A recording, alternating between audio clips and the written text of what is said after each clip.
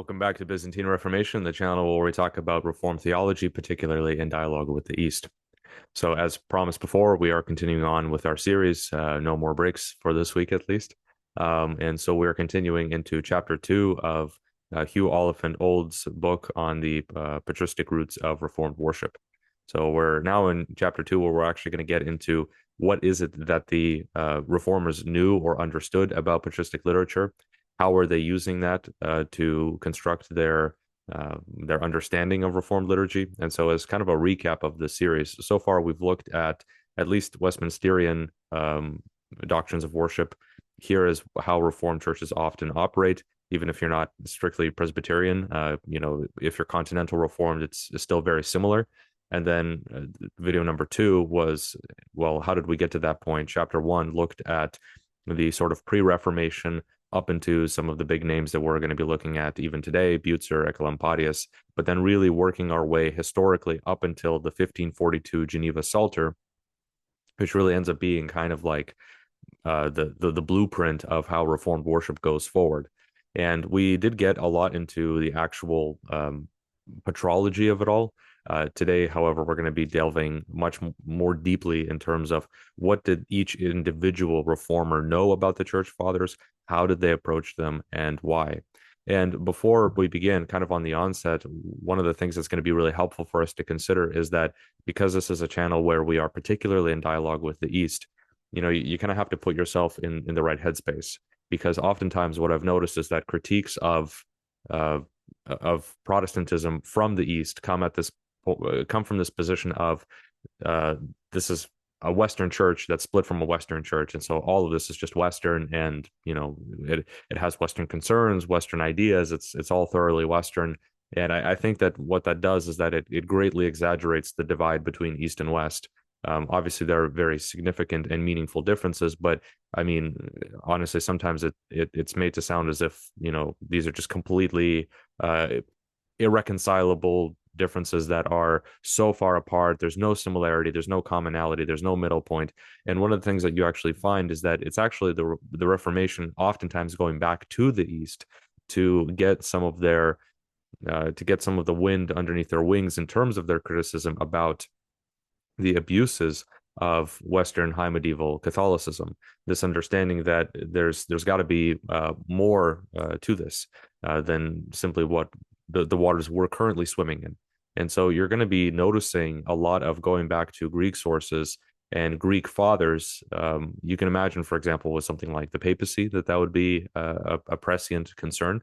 And so you're going to be finding those kinds of things, but you're also going to be delving deeper into Chrysostom, Cyril of Alexandria, and looking at them from a particular lens in order to not simply quote mine them, as is often the criticism that we're just quote mining whatever we like. They're also going to obviously use a lot of Western fathers as well. Jerome and Augustine are going to be major sources. More Augustine, I think, than Jerome are going to be major sources of Reformation thought. But the point is that we're really going to try to highlight the ways in which, especially particular individuals, really took from the Greek church and how that influenced their thinking and how that maybe should influence your thinking when considering the Reformation and the ways in which it really sought to be kind of really like a pan-church movement, something that was really not supposed to be divorced from the great cloud of witnesses. And so I think then absolutely legitimately we have the opening title track here as the great cloud of witnesses. So I'm just going to make sure that we've got everything set up here to make sure that we're going to be okay going forward. But in any case, like mentioned previously, we're talking about the 1542 Psalter. That's really where we're going with Geneva. So obviously that's with Calvin, and so we're kind of working our way up to Calvin. But of course, you really can't talk about Calvin before talking about Zwingli, and so we're going to start with the general sort of waters that everyone's swimming in before we get into Zwingli particularly. But again, just as a sort of a recap, the four major cities that we're consistently coming back to are going to be Zurich, Basel, Strasbourg, and Geneva. Geneva is understandable, but again, with Basel, that's where a lot of these men are working or come out of, particularly under the bishopric of the time. And then with Strasbourg, we're going to look a little bit about the founding of the University of Strasbourg, Bucer's Bucer's work in that, what that meant in terms of continuing on uh, the uh, the work that was being done in that way, and how all of these things are connected again in terms of a really important kind of a conciliar attitude in terms of studying the fathers, particularly for the development of, for our purposes, liturgy, but also the general Reformation more broadly. And so continuing on with Zwingli, Zwingli again is one of those people that gets kind of a bad rap as simply somebody who is just a complete memorialist and is uh, debating with Luther, and they have this heated discussion over the Lord's Supper. And we mentioned, at least in our, I guess it would have been second video in the series, about how that's somewhat accurate. I mean, he definitely takes by comparison, a more memorialist position compared to somebody like Luther on the Lord's Supper. But to strictly call him a memorialist would be a little bit unfair. It really doesn't capture the essence of what he's trying to do. But that notwithstanding, at the end of the day, he's just one guy in the Reformed tradition. And I would personally say, thankfully, a lot of his ideas kind of fall by the wayside. And part of the reason for that is because we'll see here that, yes, he was a man of tremendous learnedness, but he really had to be balanced out by some of the other reformers that were involved in this movement. And likewise for all of them, they needed each other. And that's something that we're really going to insist, that the Reformation really was this process of collegiality where everybody brings into it different strengths and weaknesses. Excuse me. So with Zwingli, we saw some of his clear weaknesses, but one of his core strengths, like I said, comes from that great learnedness that he had. So having been educated at the University of Basel, he also owned more than 300 volumes in his library. Now, you kind of have to place yourself in the 16th century, what that meant. This was not a vanity library. We actually know this because we have a lot of these volumes in I think it's the University of Zurich, and you can actually see the like handwritten notes that he takes on various pages. So we know, unless he was just taking notes for historians down the line or something, it's a pretty safe bet that he was actually reading these volumes. To have 300 was honestly, if nothing else, almost a status symbol. Books were very rare. They were very expensive. To have 300 was, I mean, almost unheard of. And during his 10-year pastorate in Glarus and 2 years at the Eisendeln Monastery, this is where he really spent, those 12 years in very intense study of the patristic sources. But it's not just the church fathers that he's interested in. He's also interested in a lot of Greek and Roman classics: Aristotle, Cicero, Demosthenes, Homer, even Josephus, the Jewish historian, and on it goes. He's somebody who's reading different grammars, dictionaries, rhetoric studies, scholastic theologians. He's really, really deeply into it. And during the 4 years that he spent at the University of Basel, he makes a number of really important connections for him. It's during this time that Basel is starting to press men like Johannes Amerbach and Jacob von Pforzheim into producing the first printed editions of the Church Fathers. And these become not only close friends within Erasmus's inner circle, along with people like Beatus Arenas and Wilhelm Nessen, Wolfgang Capito, which we'll look at after, but they also become an important connection socially for Zwingli. So he's swimming in these waters while also having an incredibly impressive library. And so he's receiving a very good education that's then going to propel him for a dozen years of very deep study in terms of actually then constructing a good patristic grammar and understanding in his own mind. And he may have, as early as 1506, had access to the Amerbach edition of Augustine and von Pforzheim's edition of Chrysostom before leaving university. And so that's why we mentioned some of the friends and connections that he had. So again, strengths and weaknesses. Zwingli obviously had his weaknesses, but one of his strengths was that it was the people that he knew, the library that he had, excuse me, the education that he received, and how that sets him up for later on down the line. So then from 1506 forward, he begins a very intense study of scripture specifically, but then also on into specific church fathers. At this point, he's really heavily employing Ambrosiaster, Jerome, Origen.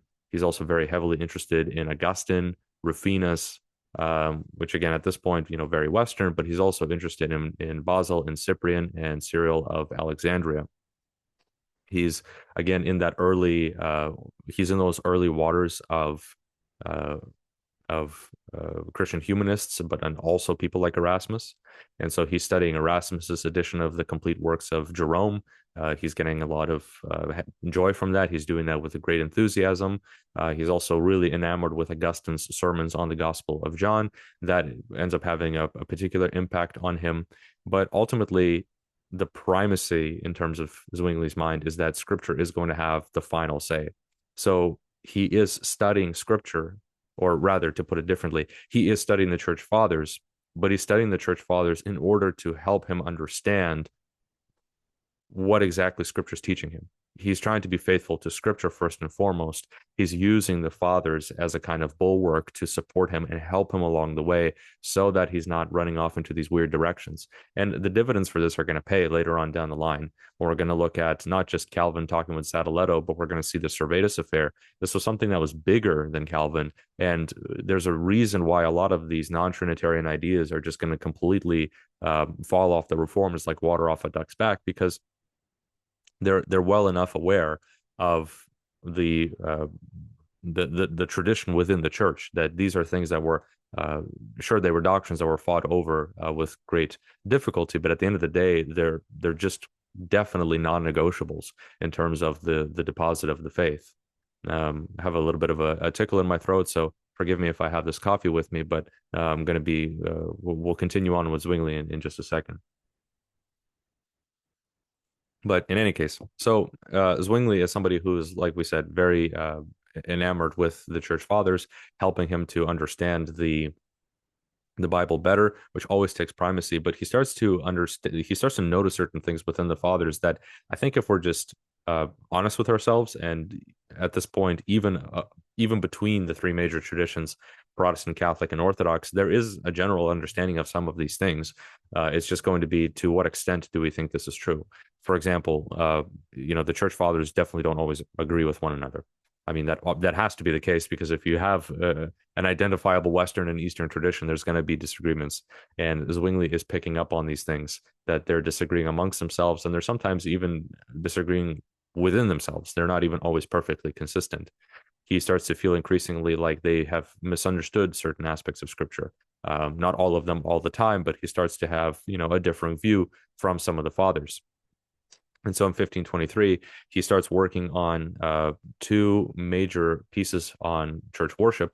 One is the De Canon Missae Epicuresis, which is a study of the canon of the Roman Mass, and then the Christlich Antwort Zurichs an Bischof Hugo.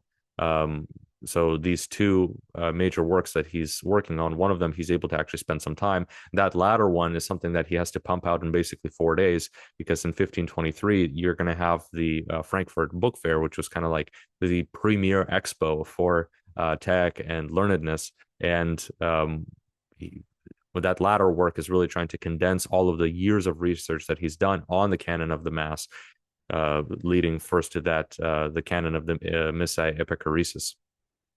So this is how these things are coming together for Zwingli. And from that come four major sort of observations that need to be discussed, again, with what Zwingli is bringing to the table with early Reformation thought. The first is there's source criticism methods. So that's basically what we would call it. But the Christian humanists were people that were starting to get into, like, Erasmus and Valla. They were starting to get into looking at comparisons between different ancient works and works of antiquity, and they're starting to notice certain things that are at least inconsistent with one another, or inconsistent with one another, or inconsistent within themselves. And so this is something that Zwingli is going to start using a lot of as well. He's starting to doubt where they got certain ideas from. Did they get that from scripture, or were they too influenced from things outside of scripture? Were they too influenced by philosophy that wasn't even necessarily Greek? He starts to, talk about things like Jewish opinions filling the minds of some of the church fathers. He starts noticing that the style of the Roman Mass's canon was not always even. He starts to notice portions that from the Latin of it seem like they were obviously later additions. He starts to be very critical of the language that's used, that in his mind at least is demonstrating that there is a progression and an evolution of the canons of the Roman Mass. And so that for himself starts to be a good historical reason to start to doubt some of these things that had at this point just been taken for granted, because again of his work alongside some of the early Christian humanists, but then also his own reading of the church fathers himself. He also starts to develop a patristic testimonia, a list of things that the church fathers wrote and said. And for him especially, it's the sacrifice of the mass that's going to be very important, because that's ultimately what he's looking at. He's looking at the mass as a whole, but then specifically the actual Eucharistic sacrifice is something that he's going to be concerned about, and feel that there is sufficient reason to dismiss that from the church fathers by citing passages in Augustine, Chrysostom, Hilary, Irenaeus, Jerome, Origen, Tertullian. I mean, he just goes on and on down the line. And because this is still basically an introduction, it's not like we're going to go through his perspective. But the point is that these are the people that he's quoting carefully, and trying to be direct with what they're saying versus what is normal in the mass at that time. And so for him, the patristic argument is not merely this apologetic afterthought, but he's really trying to come at it from the waters that he's swimming in, without necessarily always agreeing with the church fathers, but asking, are these practices that have become normal in our church, which again, recall him being a priest himself. So he's also not just some guy who's read a lot of books. He is within the church structures asking himself, well, hold on a second, is what we're doing now as part of our liturgy actually faithful to the early witness? He starts to wonder if that's the case, and basically comes to the negative conclusion. At this point, also, he starts to doubt the authenticity of Pseudo-Dionysius, the Areopagite, which, again, I keep promising we'll make a video on this at some point, and we definitely will. But that really is an important point in all of this, because, and for the purposes of our channel, speaking to an Eastern audience, this has been a long-standing debate. Is Pseudo-Dionysius a reliable window into first century worship? Is this actually the Dionysius from Acts 17?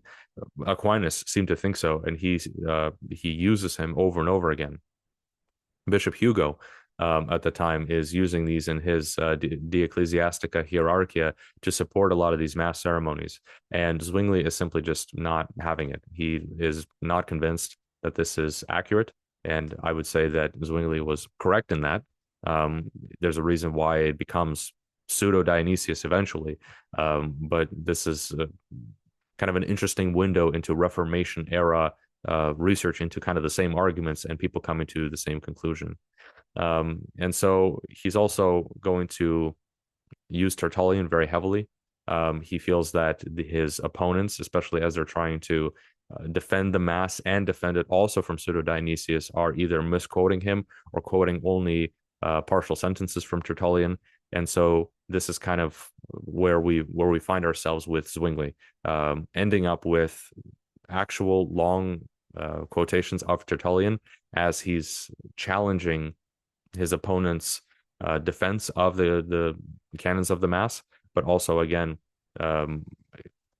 understanding who Zwingli was in totality with everything that he has going for him. He's got the connections, he's got the study, he's got the library, he's got all of these things that bring him to a place where he's just very unconvinced about the things that he had been practicing as a priest and what was normal at the time. So that's if we're considering Zwingli. Zwingli, of course, like we said, was only one person in this whole milieu. The next person we're going to look at in detail is Oecolampadius, and I think this is where things, for our purposes, get very interesting and meaningful. So Oecolampadius was the person that was really kind of tasked with reforming the Church of Basel. We recall again that he was uh, a lay preacher in Basel, and he didn't really leave a lot of apologetical writings on worship reform, but he left a massive gift to the reformers and the church going forward, which was a collection of Latin translations of the Greek fathers. We talked about this at the start of the video, that this is something that's going to impact the Reformation very profoundly, is specifically going back to the Greek church. Sorry, I have a weird little tickle in my throat today. I'm not entirely sure what it is, but it's going back to the Greek and the Eastern church. That's going to be a very important element for the Reformation, and Oecolampadius is really the person that makes this a possibility and a reality. Because the thing that you have to kind of understand is that with all of that sea of reading that there is there, first of all, it's in different languages, and if you don't read Greek, you don't read Greek. The other thing that comes alongside as a consideration is that at this time, you might not have access to certain works. You might not be able to read the language that they're in, but they're also just massive undertakings to read all of these things, to understand them. There's no control F function. So you really need somebody to be able to systematize this in a way that other people are later going to be able to cite them directly and specifically. And so this is ultimately what Oecolampadius does, working alongside, once again, Erasmus, but also Johann Froben, who works alongside him as sort of like an assistant editor. And so he starts undertaking these massive patristic projects starting around 1517 and 1518. After the Greek New Testament is published, he's charged with preparing an index for Erasmus's 9-folio volume edition of Jerome's works. And so that's basically what he does. He spends almost the entirety of 1517 to this. He finishes it in early 1518. And then by 1520, it's published as a 360-page folio volume with 4 different indexes. He has 2 of them, and then on top of that, the final 2 is an index of the Greek words and the Hebrew words, respectively. And so this new edition of Jerome becomes this amazing aid for biblical exegetes of the time. This is, again, Oecolampadius working with Erasmus on what is ostensibly an Eastern father, but it's really his translations of the Greek fathers and other Greek theologians that really is really where Oecolampadius kind of starts to shine. He starts with several shorter works in 1518, particularly focusing on the Greek fathers' view of penance. And some of these works include On Penance by Patriarch Peter of Alexandria, the canonical epistle of Gregory the Wonder Worker. He does some work on Simony by the 5th century Patriarch Gennadius of Constantinople. He's translating these from the Greek to make sure that they're more accessible, and also they're starting to challenge his own thinking as well, because all of this is ultimately going to have a very strong effect on the Reformed Church of Basel. As he continues on, by 1519, he's starting to translate Gregory of Nazianzus, and he's also appointed as a cathedral preacher at Augsburg. He publishes, that's in 1518. In 1519, then, he publishes a small volume with translation of 3 sermons by Gregory of Nazianzus: The Duty of Christian Toward the Poor, Encouragement of Celibate Life, and Sermon on the Maccabees. In May of that year, he starts on a second volume of Nazianzus' sermons, one on Easter, one on Matthew 19, and one on Cyprian of Antioch the Martyr. And his work alongside Capito also allows him, and Capito is a person we're going to look at later on, allows him to acquire manuscripts from the Dominican Priory of Basel, which, again, you have Zwingli with everything he's got. You've got Oecolampadius with his own connections and friendships, and then his own sources for how he gets his information. And then he's also, as he's studying and reading, he's particularly impressed with Gregory's literary excellence, Gregory of Nazianzus, and uses him as kind of a model for preaching, and that becomes really important for him. He then joins a monastery in April of 1520 in Altenmünster and continues his translations of Gregory the Wonder Worker's Metaphrasis and Ecclesiastes. And this is where you start to also kind of see some ascetic tendencies in his piety. He's also going to have a very high view of the Desert Fathers later on as well. So for some of our Oriental friends, I think that's going to be interesting. And then in 1520, he continues on with additional translations, this time of John of Damascus and Thalassius. It's probably not entirely surprising that he doesn't love John of Damascus. This is definitely getting into kind of early medieval, late, basically just at the tail end of the patristic period. You're going to have a very developed theology of, post-Nicene II, of a very high worship. And again, or high liturgical worship. And even though Oecolampadius doesn't really do a lot of work on church reform regarding liturgy, you can kind of see why some of these ideas don't take off within the Reformed tradition. He is kind of not really enthralled all that much with him, but he is going to respect him enough at least to translate one of his sermons. But to Thalassius, he really focuses on the ascetic life. I just want to be clear, not aesthetic, ascetic. He's particularly interested in that because for him, living in great simplicity while having great wisdom is very much a goal for him, and he seems to find that in Thalassius and on some of his collected sayings and sermons. And he wants to, based off of his influence, live a very serious, holy, and evangelical life. And so this is, again, something that he's going to try to imbibe into the church in Basel that he is tasked with reforming.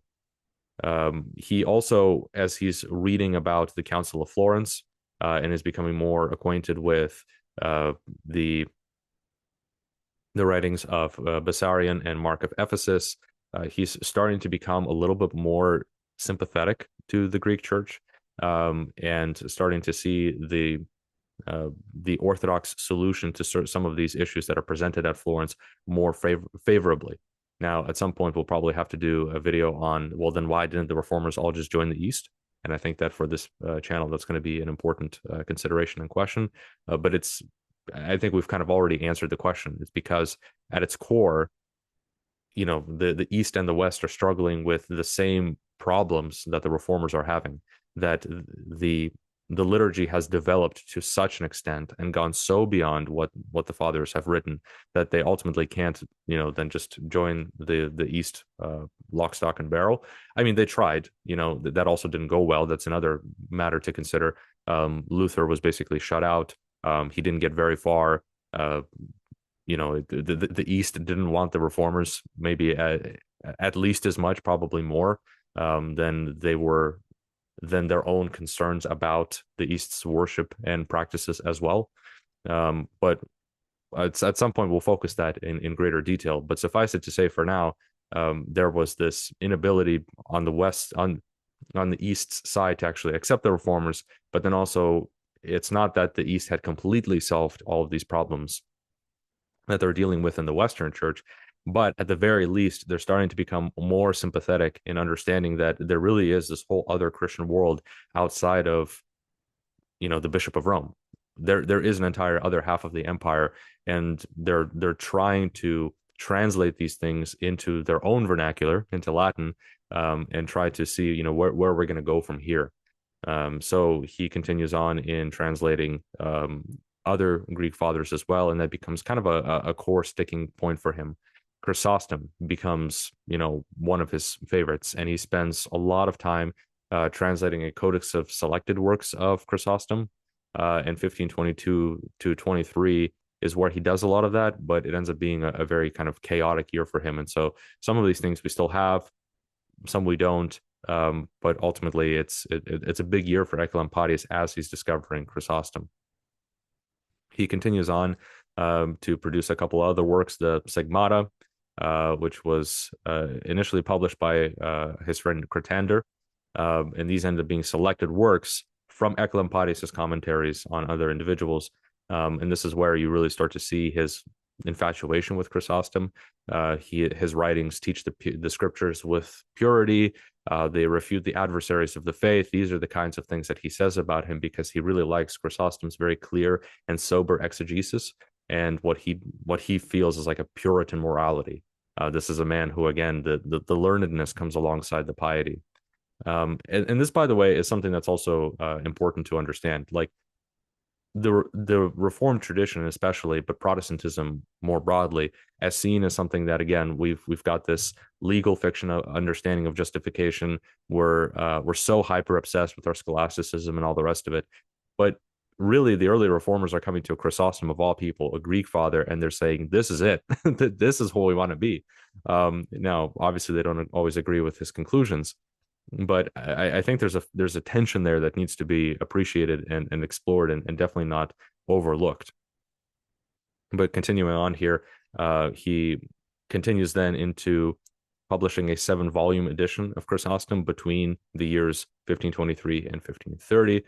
He continues past 1530 into later translations of Chrysostom. He translates 29 sermons from 2 Corinthians, 55 sermons from the book of Acts. A lot of these things are reprinted by others.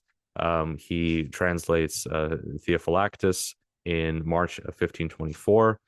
He translates Cyril of Alexandria between the years 1524 through 1528. And again, this is, one of the reasons why Servetus's anti-Trinitarian arguments just kind of fall flat, because at this point, the reformers had spent so much time in Cyril of Alexandria and in his Christology, which, by the way, there's a wonderful piece by Don Fairbairn where he compares the soteriology of Calvin with Cyril of Alexandria, not arguing that they're identical, but arguing that they're actually fairly close. And that if we had to put on a continuum, you've got Eastern Orthodoxy over here, and then you've got Calvin over here. Cyril is not entirely on one side or the other, but he's actually very easily reconcilable with Calvin, and that's not an accident. Oecolampadius, who had produced all of these translations of Cyril and these other fathers, allowing that to be kind of a reading manual for the other reformers. And again, if I had to hazard a guess, this is probably a good reason why Calvin comes to love Chrysostom so much as well, because so much of that work had already been done by people like Oecolampadius. So moving on from him, we then have another giant in the Reformed tradition, and that is Martin Bucer. So what did Bucer know about the Church Fathers, and how did that influence him? Well, again, as is the case with a lot of these individuals, he received an amazing education. He started at the Latin School of Celestat, which was kind of the epicenter of Alsatian Christian humanism. At 15, however, it's not just the schooling that he receives. He also enters a Dominican priory of his native city. He continues additional education in the tradition of Aquinas, and then starts studying at the University of Heidelberg. In 1518, when Luther comes to Heidelberg, Bucer is just completely enthused and becomes, maybe it's not too strong of a word to call him a disciple of Luther and Erasmus, but Bucer ends up being a core pillar of the Reformed tradition, not the Lutheran. Why is that? Part of that has to do with the influence of Jacob Wimpfling on him, and that's really where Wimpfling has an influence not only on Bucer but others. But Bucer starts to develop a very strongly Augustinian theology. He's a Christian humanist, so he's very interested in cultivating very pure Latin. That's a very high goal for him, and he starts to develop an appreciation from Wimpfling of the Church Fathers as an alternative to scholastic theology, not as like a quarry of proof texts. So here's what I already believe, and I'm just going to find all the ways in which the fathers agree with me. But something is actually a different approach for him. And so by the time he leaves Celestat at the age of 26, all of the evidence points to the fact that he probably had a really good grasp of the patristic witness. And his study under Erasmus, who was again a good friend and his sort of like mentor and disciple, because of that, Bucer develops a very good understanding of Jerome, Cyprian, Ambrose, Hilary of Poitiers, and Augustine, all Western fathers. But let's continue on and see what else he's got. One of the fascinating things that we've got from history is that we actually have some of the book lists that the reformers had, um, what they borrowed from libraries and from other places. And so with Bucer, we see what he's taking out. He's taking out Cicero, Ovid, Virgil, Horace, other philosophers. He's also, he's Dominican, so he's interested in Aristotle. He's fascinated with Aquinas, Cajetan, etc. But at this point, he's also in 1518 starting to read Dionysius, Lactantius, Athanasius, and Gregory of Nyssa.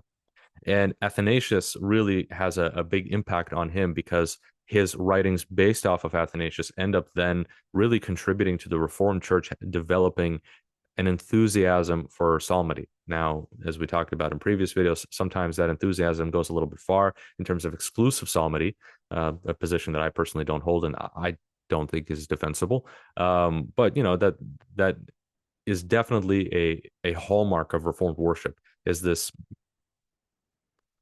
reverence, sometimes bordering on an obsession with psalmody, and that you can pretty much draw a beeline to that all the way back to Athanasius. And Bucer becomes an important element for that. He's very well versed in the exegetical expositions by the fathers. And his post Heidelberg activity after April 1518 shows that very clearly. But after Heidelberg, his life takes kind of an interesting position because he moves to Strasbourg in 1523, 5 years after that, and he's preaching and lecturing on the Bible at that time. But he develops a friendship with a man named Capito, which again we're going to look at a little bit later on. But some of these studies and lecturing that they're doing and trying to teach other individuals ends up becoming sort of the groundwork for a new university in the city of Strasbourg, otherwise known as the University of Strasbourg, founded in 1523. And so you've got Bucer, who's doing sort of the New Testament studies, Capito, who's lecturing the Old Testament books, and then they bring Hedio to lecture on church history. They use primarily the fathers and their commentaries as the exegetical tools for their new teaching. And what becomes also very interesting to them as they're starting this university is that they've got the Hebrew and the Greek scripture texts with an actual ability to read them, and are devoting themselves to greater philological and historical study. And for Capito and Bucer specifically, they become really interested in this rediscovery of Hebrew by Christian theologians in order to bolster and support their exegesis of the text. And so there's a series of commentaries that come out as a result of that. In 1527, there's a commentary on the Synoptic Gospels. In 28, there's a commentary on John, 29 on the Psalms, and then in 1536, a commentary on Romans. Hughes Oliphint Old then gets into a very deep study in terms of all of these different commentaries. We'll make just a couple of points here on the Synoptic Gospels. In the 1530 preface of that edition, he's very interested in a lot of different church fathers, but the ones that he was reading at that time he finds a little bit too far gone in terms of some very mystical and allegorical ideas. You discover at this time that he's not really a fan of the Alexandrian school, or at least as he perceived of it. So he's not a big fan of Origen or some others.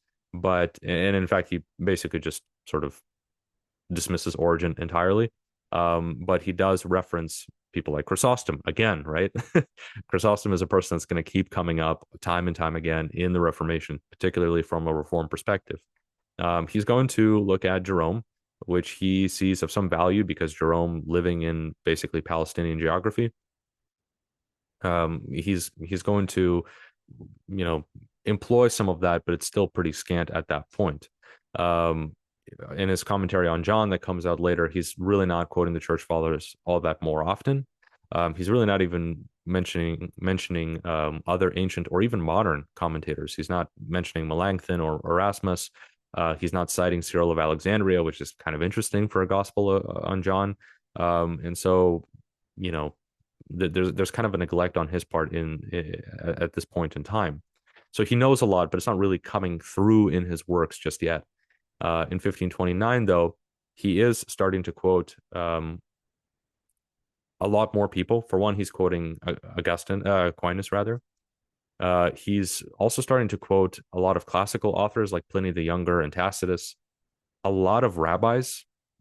Pretty much every page has some kind of quote by a rabbi, but he is now also starting to really focus on Ambrose and Athanasius and Chrysostom.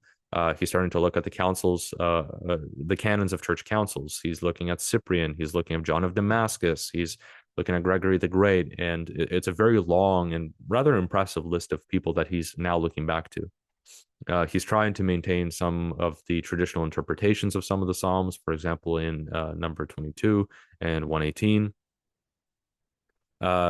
He continues on with, again, even more citations by other theologians, especially patristic ones, and Hughes Oliphint Old really goes into the details on that. So it's really his commentary on Psalms for some reason where this starts coming out more and more. But then with his commentary on Romans that comes out in 1536, there's very much a different tendency. And so he says kind of at the beginning of that piece that he's going to speak about the father's interpretation in relation to each passage.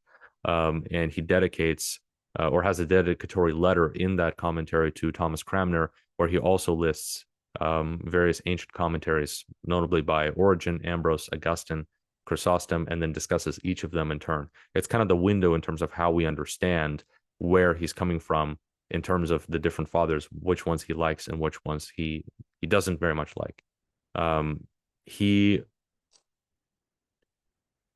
has an exegetical approach, but that's not really the most important thing for Bucer. So we've seen that in the commentaries he writes, how he quotes them and why, but it's really the pastoral literature of the ancient church that becomes really important for him and where he goes from there. So that's really where he shines in terms of the extent of his knowledge, which at this point you might have noticed that it's not that the exegetical work is all that impressive. I mean, he knows a lot, but it's not that it's really coming through. He's really going to church historians, however, for the pastoral implications of the early church. He's relying on people like Eusebius and Sozomen and so on and so forth, which ultimately brings him to write, as we spoke about before, the ground and reason, the Grund und Ursache of 1525. And at this point, he's very familiar with Tertullian and Eusebius. And those aren't the only people that he quotes, but they end up being an important element for him. Because when he starts to develop his pastoral theology, he starts to very, very much rely on other Greek fathers as well, people like Gregory of Nazianzus and Chrysostom, but he's also looking at Gregory the Great and the penitential writings of people like Tertullian, Cyprian, and Ambrose. So the list of references, again, is quite long, but that really is the deeper concern for him. He wants to reestablish a kind of purity that you find, especially in the apostolic church, in terms of their organization and their piety. But even going forward in the patristic witness, that becomes something that's very important for him.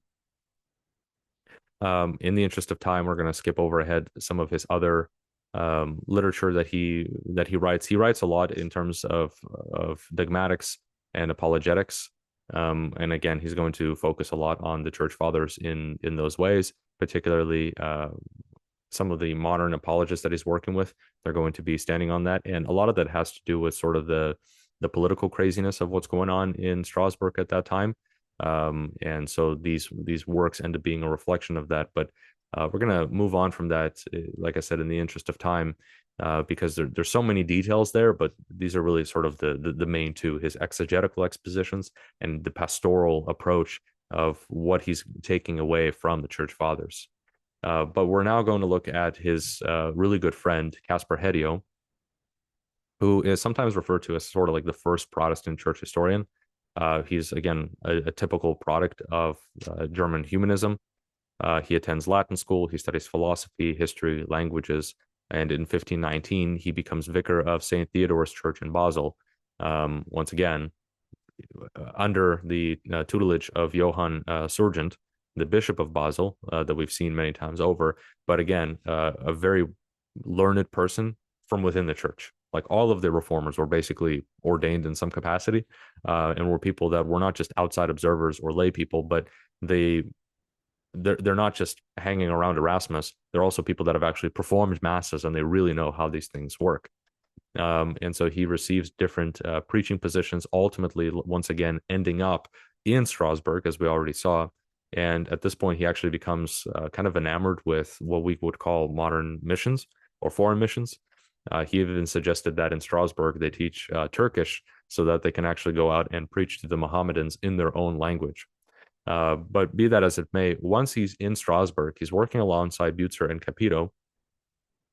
And while they are sometimes embroiled in the various controversies of the day that we kind of had to skip over for time with Charles V and the imposition of Catholicism on Strasbourg, he just stays in Strasbourg and he continues to preach and to do his own research.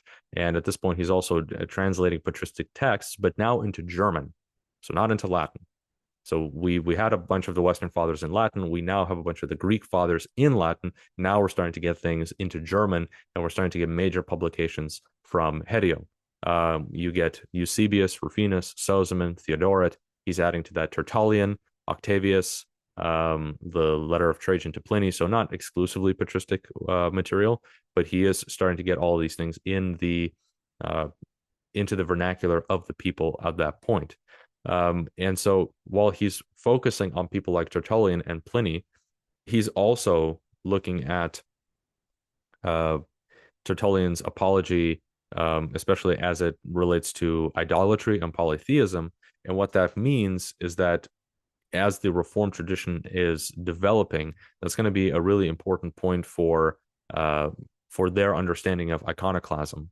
And that paired with the fact that there's so much research and study going into the Old Testament as well, you start to kind of understand based off of their understanding of scripture from both testaments and then the patristic witness and that development from the earlier into the latter Tertullian up until those later centuries that we saw with somebody like Oecolampadius.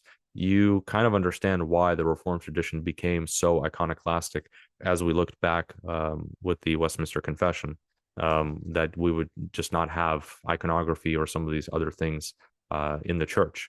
And Hedio starts to publish things in German on that point. Tertullian, for example, again, is going to be a major source of inspiration for him. He writes other collections of patristic texts. He is also very interested in Chrysostom. Once again, he publishes 2 great folio volumes. These are the first sizable German translations of Chrysostom. They are the sermons on Matthew and the sermons of John. They're also very beautiful. The cover art for them is very nice and has kind of a Strasbourg theme to it, and on it goes. So Kaspar Hedio now advances these things. So again, from Zwingli and his massive library, Oecolampadius and him starting to rely on the East more, Bucer and his pastoral interest in the patristics. Now we're starting to get into Kaspar Hedio, and these things are now finally available in the German. Another one of these friends that we've looked at before, and we're going to be a little bit quicker here, are Wolfgang Capito, who is German, also working kind of in French territories, and the patristic knowledge of Jacques Lefevre de Tap, or de Taplis, or however you would say that correctly. But when Luther is posing the question of the Reformation, Capito is now bearing the responsibility to be the cathedral preacher in Basel. So you see again how important Basel of a city is here. And his friendship with Erasmus helps once again. Another person of deep learnedness, somebody who understands law, medicine, theology, and has doctoral degrees in all of them. He then devotes himself to a much deeper understanding of the Old Testament and then later on into the patristics. So he really advances Old Testament studies, specifically in his understanding of the Hebrew Psalter and his instruction in the Hebrew language. And he then begins producing important commentaries on the Old Testament. So there's a commentary on Hosea and Habakkuk, on creation narratives in Genesis, And because of that, he then starts to take an interest in where the patristics meet Old Testament. So the Hexameron of Basil the Great and the Hexameron of Ambrose of Milan are something that he takes particular interest in and models a lot of his own work off of. He then begins to look at the way in which, for example, Chrysostom and Origen and Jerome studied the Old Testament. He takes a particular interest in Jerome and Origen because of where they lived. Chrysostom especially also because he's a native of Syria. He ends up translating a lot of Chrysostom, rather not a lot, but at least some two shorter works. And this ends up spurring some of his concern for worship reform. So this is this is what Capito does. He's a Hebraist, and he brings that to the church. Lefebvre does something not entirely similar, but they're much shorter subsections in these chapters. He's a Christian humanist, so he's not a reformer strictly speaking, but he ends up being kind of a teacher for a lot of these reformers. He works in Meaux with people like Lefebvre, and also has an impressive knowledge of the church fathers.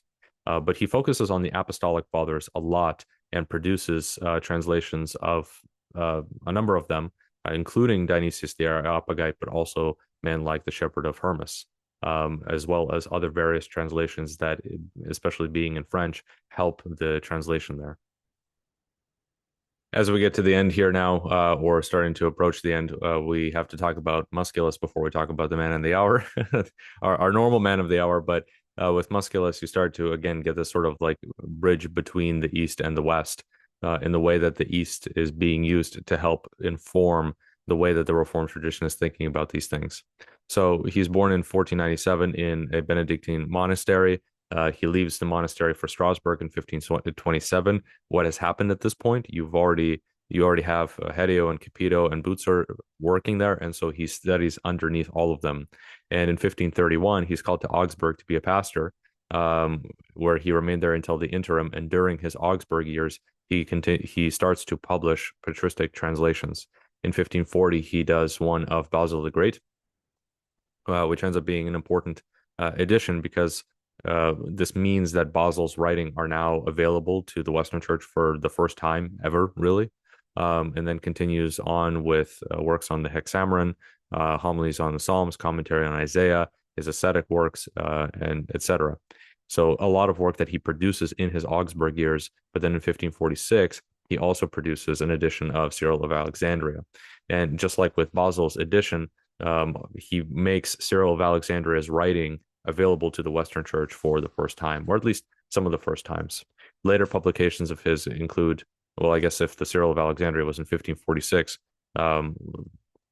we're speaking generally about his later career, but after 1542, in 1549 and 1550, that's when we start getting editions of Byzantine ecclesiastical histories, Greek editions of Gregory of Nazianzus' work, that he brings to the fore.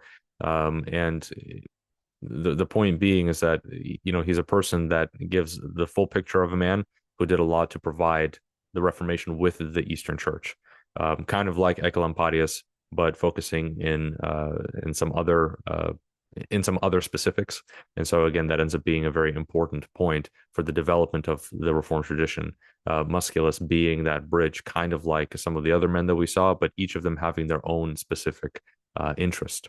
And so now we come into our final chapter, which is Calvin. Now, the way that he's described in the book is that he weaponizes the church fathers.